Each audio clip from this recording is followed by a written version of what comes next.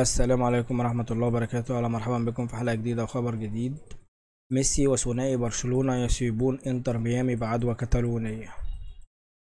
أبدى الأسباني سيرجيو بوسكيتس سعادته بالتتويج مع انتر ميامي الأمريكي بلقب كأس الدوريات، مشيرا إلى أن الفريق يتقدم بخطوات عملاقة. وقال بوسكيتس في تصريحات لأبل تي في: أنا سعيد جدا بتحقيق اللقب الأول في ظرف شهر واحد فقط. الحظ ابتسم لنا في ركلات الترجيح والتعادل كان أعدل نتيجة للمباراة.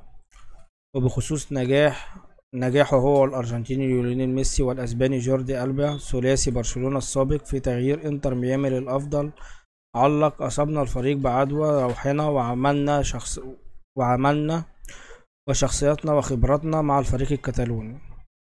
وأوضح بوسكيتس أيضا أن كل عناصر الفريق لديهم استحقاقاتهم لأنهم شيدوا فريقا صلبا ويصعب الفوز عليه.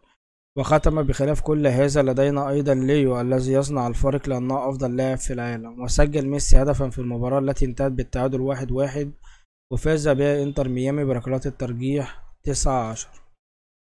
وبكده يكون انتهى الخبر. أتمنى أن ينال إعجابكم. متنسوش دعمونا باللايك والاشتراك وتفعيل زر الجرس، والسلام عليكم ورحمة الله وبركاته.